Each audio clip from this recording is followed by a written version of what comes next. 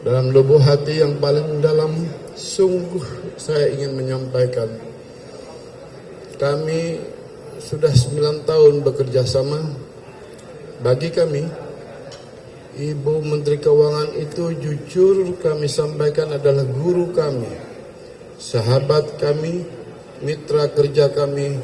Wa insya Allah semoga kita semua meridai, Tuhan mengizinkan agar beliau di 2024-2029 tetap di dalam pemerintahan. Amin ya Rabbal Alamin. Terima kasih.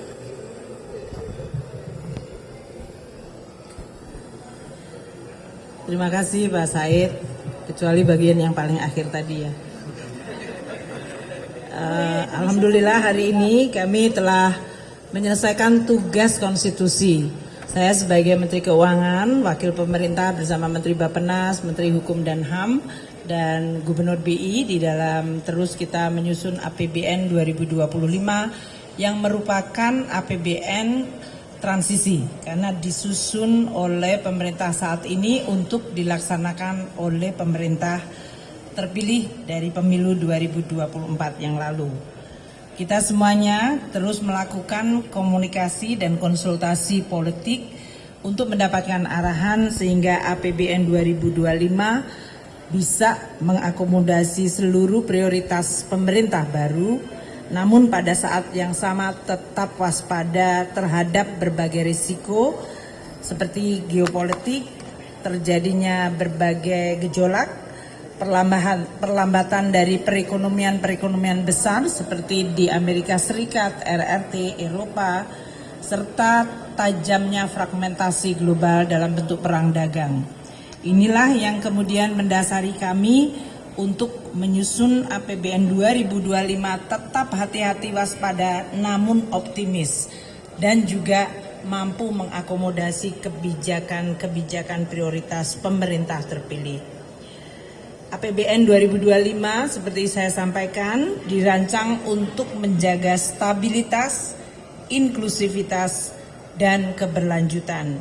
Dan ini tercermin di dalam baik sisi belanja pemerintah pusat, baik itu di KL maupun non-KL, belanja transfer ke daerah, serta below the line atau pembiayaan.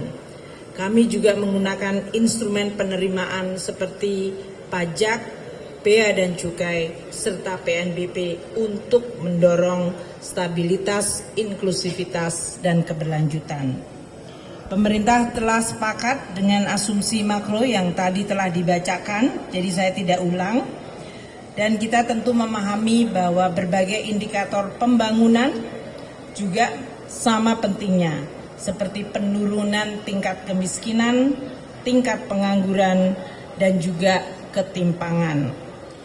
Kami berterima kasih di dalam pembahasan dengan Dewan Perwakilan Rakyat, terutama dengan Badan Anggaran, untuk bisa mengakomodasikan beberapa prioritas dari Presiden terpilih dan Wapres terpilih, antara lain program makan bergizi gratis, pembangunan sekolah unggulan, renovasi sekolah-sekolah di seluruh Indonesia, pemeriksaan kesehatan gratis, dan juga program ketahanan pangan dan energi. APBN 2025 kita harapkan akan menjadi instrumen yang tetap sehat, kredibel, dan efektif untuk membangun fondasi Indonesia menuju visi Indonesia Emas 2045.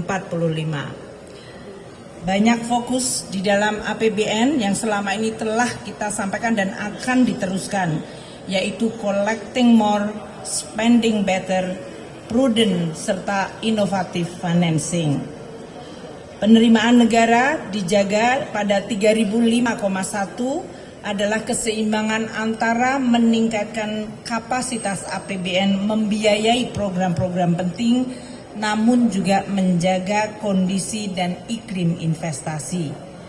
Belanja kementerian lembaga sebesar 1.160,1 triliun telah memasukkan program unggulan pemerintah baru, makan bergizi gratis 71 triliun, renovasi sekolah 20 triliun, sekolah unggulan, pembangunan sekolah unggulan 2 triliun, pemeriksaan kesehatan gratis 3,2 triliun, penuntasan TBC, penanganan TBC 8 triliun, lumbung pangan nasional 15 triliun, dan peningkatan rumah sakit berkualitas sebesar 1,8 triliun.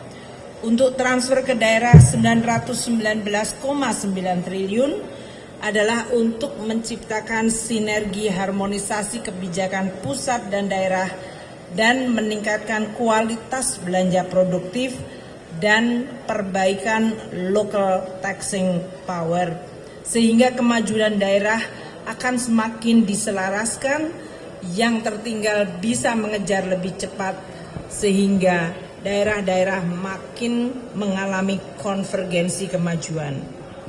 Defisit APBN 2025 seperti tadi telah disampaikan sebesar 2,53% PDB atau 616,2 triliun. Ini adalah tingkat yang hati-hati, cukup untuk mewadahi berbagai program prioritas, namun tetap sustainable, prudent, dan pengendalian risiko yang tetap bisa dikelola baik. Di dalam pembiayaan investasi sebesar 154,5 triliun adalah untuk mendukung berbagai BUMN, BLU untuk peningkatan kualitas SDM. Saya ingin menyampaikan pada kesempatan yang baik ini terima kasih atas persahabatan saya dengan Pak Said dan seluruh pimpinan Banggar serta anggota Banggar, dan juga seluruh komisi yang telah membahas APBN 2025. Pasti tidak semua keinginan bisa diwadahi dan dipenuhi, namun kita berusaha untuk terus memaksimalkan sumber daya yang ada di dalam APBN sebagai instrumen pembangunan yang bisa dijaga keberlanjutan dan kesehatannya. Pak Said, terima kasih Pak Said atas persahabatan dan hubungan yang luar biasa konstruktif antara pemerintah dengan DPR. Di dalam DPR menjalankan hak budgetnya secara proper, dan kami sebagai pengelola negara yang menjalankan amanat konstitusi dan undang-undang. Demokrasi kita jaga dengan kualitas pembahasan kebijakan publik seperti APBN secara terbuka, transparan, dan akuntabel. Terima kasih Pak Said. Di ujung saya bekerja sebagai Menteri Keuangan di kabinet ini, selama ini selalu mendapatkan dukungan yang sangat konstruktif dari DPR, terutama Badan Anggaran dan seluruh komisi. Terima kasih, dan terima kasih. Assalamualaikum warahmatullahi wabarakatuh. Menjunjung tinggi prinsip jurnalisme dalam setiap tayangan terbaiknya. Menghadirkan berita bernilai sebagai referensi. Gelar bicara yang tajam. Tidak, ini kan kebohongan, Dok. Mengupas fakta demi fakta dan mendorong pencarian solusi. Serta investigasi yang mengungkap kebenaran. Rosi, Satu Meja, The Forum, Sapa Indonesia Malam. Nilu, ikuti semuanya bersama Kompas TV.